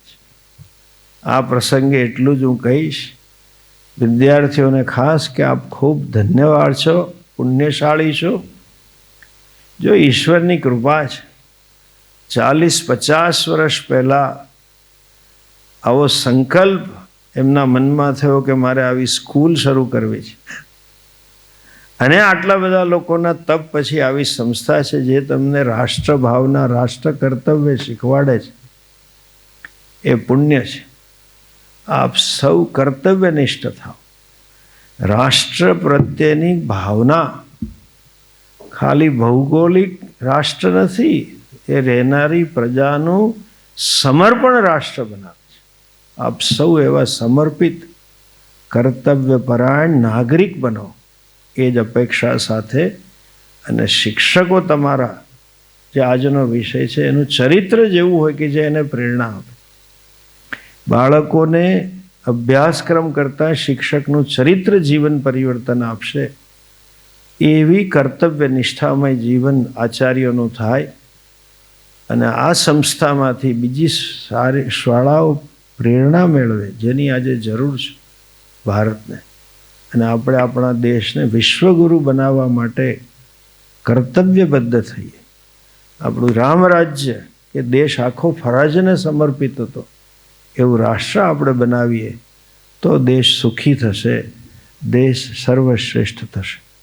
આપણામાં એવી ક્ષમતા આવે, પ્રભુ આપણને એવા સન્નિષ્ઠ બનાવે. અને એ સાચું હું એવું માનું છું કે આપણી એમને શ્રદ્ધાંજલિ હશે. આપણી સાચી શ્રદ્ધાંજલિ એ છે જે ભાવનાથી એમણે આ સ્કૂલ સ્થાપી હતી, એ ભાવનાને ચરિતાર્થ કરીએ એવી પ્રેરણા અને શક્તિ આપણને આપે, એવી એમની દિવ્ય ચેતનાને મારા પ્રણામ સહ. આપ સૌને મળીને ખૂબ આનંદ થાય છે, ખૂબ ગૌરવ થાય છે. નમસ્તે. ઓમ શાંતિ.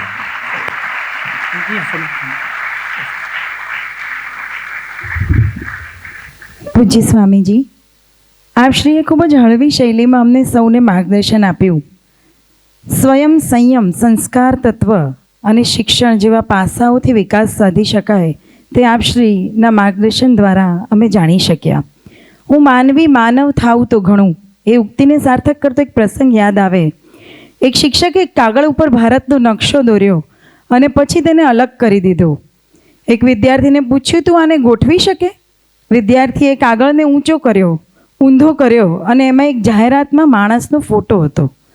વિદ્યાર્થી એ માણસને સરખો કરવા લાગ્યો. શિક્ષકે પૂછ્યું તો બાળકે નિર્દોષતાથી જવાબ આપ્યો, આચાર્યજી, માણસ સરખો થઈ જશે ને તો દેશ સરખો થઈ જશે. ખરેખર સ્વામીજી આપ શ્રીના માર્ગદર્શન દ્વારા અમે સૌ ધન્યતાનો અનુભવ કરી રહ્યા છીએ. હું લક્ષ્મણ જ્ઞાનપીઠ ફાઉન્ડેશન સંસ્કારધામના આદરણીય પ્રમુખ શ્રી ડૉક્ટર R.K. શાહ સાહેબને વિનંતી કરીશ કે આપ શ્રી મંચ પર પધારો અને સ્વામીજીને સન્માનિત કરો. સાથે સાથે આદરણીય ઉપપ્રમુખ શ્રી મહેન્દ્રભાઈ ભટ્ટ સાહેબને વિનંતી કરીશ કે આપ શ્રી મંચ પર પધારો અને સ્વામીજીને સન્માનિત કરો. આપણે સૌ તાળીઓના અભિવાદન સાથે આવકારીએ છીએ મંચ ઉપર સંસ્કારધામના પ્રમુખ પરમ આદરણીય ડૉક્ટર R.K. શાહ સાહેબ શ્રી તેમજ સંસ્થાના ઉપપ્રમુખ આદરણીય શ્રી મહેન્દ્રભાઈ ભટ્ટ સાહેબ શ્રી.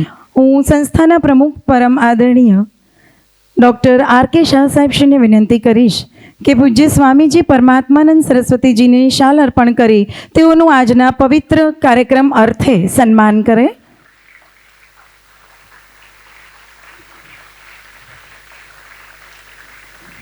આદરણીય ઉપપ્રમુખ શ્રીને નિવેદન છે કે આપ શ્રી સ્વામીજીને સ્મૃતિચિહ્ન અર્પણ કરી તેઓનું આજના પ્રસંગે સન્માન કરશો. આપણે સૌ પણ તાળીઓના ગગડાટ સાથે સ્વામીજીને અભિવાદન કરીએ. એમનું સન્માન તાળીઓ સાથે આપણે સૌ એમનો ધન્યવાદ વ્યક્ત કરીએ. સાથે આદરણીય ઉપપ્રમુખ શ્રીને નમ્ર વિનંતી છે કે આપ સ્વામીજીને આપણા યશસ્વી પ્રધાનમંત્રી શ્રી દેશના વિકાસ પુરુષ એવા માનનીય શ્રી નરેન્દ્રભાઈ મોદીજી દ્વારા લિખિત પુસ્તક જ્યોતિપુંજ માતૃભૂમિની સેવામાં રત અખંડ એકનિષ્ઠ લાખો સ્વયંસેવકોના ચરણોમાં અર્પિત કર્યું છે તે આપ સ્વામીજીને અર્પણ કરી તેઓનું કાર્યક્રમ અર્થે સન્માન કરશો. વિશ્વાસ રાખો કે પ્રત્યેક વ્યક્તિના અંતઃકરણમાં ભગવાન વસેલો છે. પ્રત્યેક વ્યક્તિ સંસ્કારક્ષમ છે. સારા સંસ્કાર કદી પણ એળે જતા નથી. આ ભાવના આવો આપણા જીવનમાં કેળવીએ તો પ્રત્યેક વ્યક્તિમાં આપણને ગુણ દેખાશે. આ શબ્દો છે પરમ પૂજનીય વકીલ સાહેબના. લક્ષ્મણ જ્ઞાનપીઠ સંસ્કારધામ એ ઋષિતુલ્ય વકીલ સાહેબના પ્રેરણાના ઝરણાને પામવાનો એક જીવંત પ્રયાસ છે. આવો તેમની સાધનામાં એક પાવન ગીત સાંભળીને તેમને અનેક પ્રણામ કરીએ.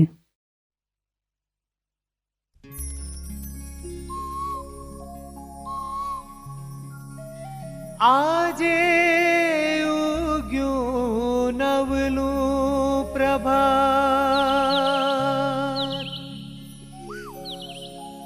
સંસ્કાર ધામે મંગલ પ્રભાત. કોટી કોટી વંદન વંદન વંદન વંદન.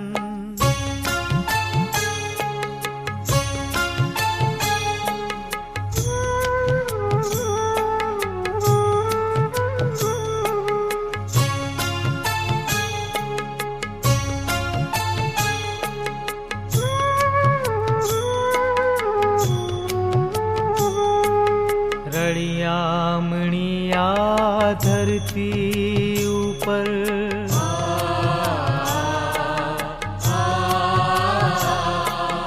રળિયામણી આ ધરતી ઉપર ખીલ્યું ખીલ્યું વિદ્યાધામ. ફાલ્યું નવલું સંસ્કારધામ.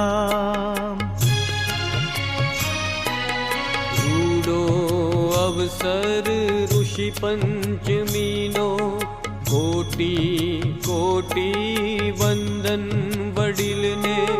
શિર પર અમારા આશીષ તમારા, શિર પર અમારા આશીષ તમારા. આજે ઉગ્યું નવલું પ્રભાત, સંસ્કાર ધામે મંગલ પ્રભાત. સંસ્કાર ધામે મંગલ પ્રભાત.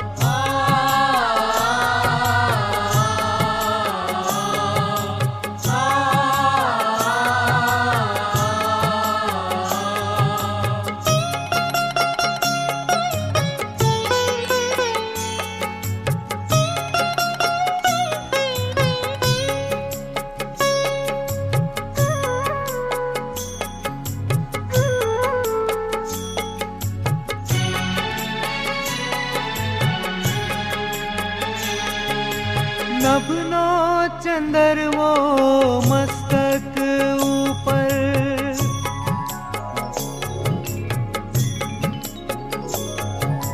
नभनो चंदरवो मस्तक ऊपर, प्रज्ञादाता सूरज सोम, धन्य अहो हो संस्कार धाम।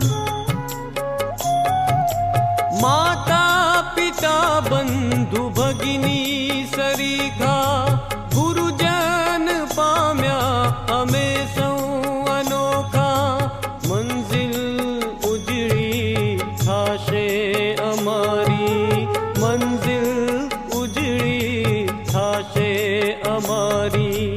आजे उग्યું नवલું प्रभात, संस्कार धामे मंगल प्रभात, संस्कार धामे मंगल प्रभात।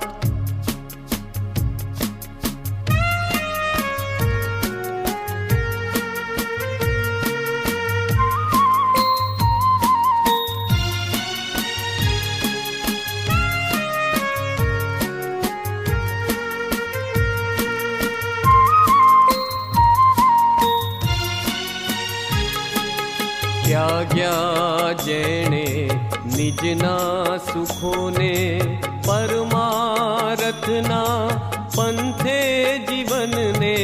त्याग्या जेणे निजना सुखोने, परमारथना पंथे जीवनने। कीधું અર્પણ વકીલ સાહેબે, कीधું અર્પણ વકીલ સાહેબે।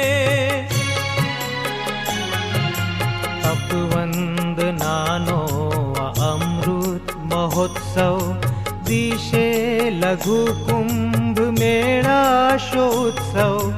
વંદન વંદન સેવાવ્રતિજન, વંદન વંદન સેવાવ્રતિજન। આજે ઉગ્યું નવલું પ્રભાત, સંસ્કાર ધામે। આવા ઋષિતુલ્ય પૂજનીય વકીલ સાહેબની ચેતનાને અનેકો અનેક નમન. આપણા યશસ્વી પ્રધાનમંત્રી શ્રી સૌના પ્રેરણા સ્ત્રોત એવા માનનીય નરેન્દ્રભાઈ મોદીજી દ્વારા રચાયેલ પુસ્તક જ્યોતિપુંજ તેમજ સેતુબંધ પુસ્તક પણ પૂજનીય શ્રી વકીલ સાહેબના રાષ્ટ્ર પ્રત્યેના સમર્પિત જીવનની ઝાંખી કરે છે. યશસ્વી પ્રધાનમંત્રી શ્રી આવા વિકાસ પુરુષના ઘડતરમાં પણ પૂજનીય વકીલ સાહેબનું ખૂબ જ યોગદાન રહેલ છે. વિદ્યાર્થી મિત્રો, આપ સૌ પણ આ પુસ્તક વાંચો એવી અમારી અપેક્ષા છે. વકીલ સાહેબનું જીવન સંયમિત, સુરેખ, સૌની સાથે તાલમેલવાળું અને તેથી જ તો તેઓ સૌના હૃદયને ડોલાવી ગયા. આવું એક દિવ્ય જીવન 15 જુલાઈ 1985ના રોજ વિરામ થયું. આજે પણ અહીં બેઠેલ પ્રત્યેકના હૃદયમાં પૂજનીય વકીલ સાહેબ બિરાજમાન છે. આ પ્રસંગે હું લક્ષ્મણ જ્ઞાનપીઠ માધ્યમિક વિભાગના મિડલ સ્ટેજ કોર્ડિનેટર શ્રી દધીચીભાઈને વિનંતી કરીશ કે આભાર વિધિ માટે અત્રે પધારશો. વસુદેવ સુતં દેવમ કંસચાણૂરમર્દનમ દેવકી પરમાનંદમ કૃષ્ણમ વંદે જગદગુરુમ. જિંદગીનો એ જ સાચો સાચ પડઘો છે ગની, હોય ના વ્યક્તિ અને એનું નામ પડઘાયા કરે. કવિ ગની દહીવાલાના શબ્દો આજે યાદ આવે છે કે જેઓ સદેહે આપણી વચ્ચે હયાત નથી પણ જેમની પ્રેરણા આપણને સતત માર્ગદર્શિત કરતી રહી છે તેવા વિદ્યાપુરુષ, સેવા પુરુષ સ્વર્ગીય વકીલ સાહેબના જન્મ પર્વની આજની ઉજવણી પ્રસંગે પધારેલા પરમ પૂજ્ય સ્વામી પરમાત્માનંદ સરસ્વતીજી, તેમના માટે પુનઃ સંત કવિયત્રી મીરાબાઈના શબ્દો યાદ આવે. સાહેલી મોરી ભાગ્યરે મળ્યો અમને સાધુ પુરુષનો સંગ. સાધુ પુરુષનો સંગ, સ્વામીજી જેવા પ્રજ્ઞા પુરુષનો સંગ. સાહેલી મોરી ભાગ્યરે મળ્યો અમને સાધુ પુરુષનો સંગ. સ્વામીજીનું જીવન એક મિશાલ છે. ભારતીય વૈદિક સંસ્કૃતિને વિશ્વભરમાં ઉજાગર કરવાનું એક ભગીરથ કામ તેમના દ્વારા થઈ રહ્યું છે. આજે ભારતીય સનાતન પરંપરાના ગહન તત્વજ્ઞાનને સરળ શબ્દોમાં આપણને સમજાય તે શૈલીમાં રજૂ કરી આપણને સૌને માર્ગદર્શિત કર્યા છે. એમ કહી શકાય કે પોતાના આશ્રમ ઉપર એક પ્રસંગનો માંડવો છે, અનેક પૂર્વ આયોજનો છે, તે બધામાંથી સમય ફાળવી આજે આપણને સૌને માર્ગદર્શિત કરવા માટે તેઓ પધાર્યા છે. આવો અમે સૌ આપના પ્રતિ કરબદ્ધ આભારની લાગણી પ્રગટ કરીએ છીએ. આપ પધાર્યા, આપે અમને માર્ગદર્શિત કર્યા તે બદલ આપનો અંતઃકરણપૂર્વક આભાર. આ પ્રસંગે પધારેલા સંસ્થાના સન્માનનીય પ્રમુખશ્રી પરમ આદરણીય ડૉક્ટર આર.કે. શાહ સાહેબ, સન્માનનીય ઉપપ્રમુખશ્રી મુરબ્બી મહેન્દ્રભાઈ ભટ્ટ સાહેબ, સર્વે સન્માનનીય ટ્રસ્ટીશ્રીઓ, લક્ષ્મણ જ્ઞાનપીઠ ફાઉન્ડેશનના સન્માનનીય એકેડેમિક ડાયરેક્ટરશ્રી, સંસ્કારધામ સેવા પ્રકલ્પના સૂત્રધારશ્રી સન્માનનીય ઘનશ્યામભાઈ પટેલ સાહેબ, સંસ્થાની ત્રણેય શાળાના આદરણીય પ્રધાનાચાર્યશ્રીઓ, ઉપપ્રધાનાચાર્યશ્રી, સંસ્થાના કેમ્પસ ઇન્ચાર્જશ્રી, પિરામલ ફાઉન્ડેશનના હોદ્દેદારશ્રીઓ, બાલ ગોકુલમ ટીમના હોદ્દેદારશ્રીઓ, અનંત નેશનલ યુનિવર્સિટીની ટીમના હોદ્દેદારશ્રીઓ, વિજય ભારત સ્પોર્ટ્સ એકેડમી ટીમના સૂત્રધારશ્રીઓ, ત્રણેય શાળાના સુગ્ન શિક્ષક મિત્રો, વાલા વિદ્યાર્થી મિત્રો, ઉપસ્થિત તમામે તમામ અભિભાવકશ્રીઓ, નામી અનામી સૌનો આ તબક્કે અંતઃકરણપૂર્વક અમે આભાર માનીએ છીએ. અને સ્વામીજી, અંતમાં એટલું જ કહીશ કે આવજો નથી કહેતા, ફરી ક્યારે પધારશો એવી લાગણી, એવા ભાવ સાથે પુનઃ આપને નતમસ્તકે વંદન. ધન્યવાદ. જય જય ગરવી ગુજરાત. ધન્યવાદ સાહેબ શ્રી. ભવન્તુ સુખિનઃ સર્વે સંતુ નિરામયા સર્વે ભદ્રાણિ પશ્યન્તુ મા કશ્ચિદ દુઃખ ભાગ ભવેત. ઓમ શાંતિ શાંતિ શાંતિ. સ્વસ્થ. જય હિન્દ. વંદે માતરમ.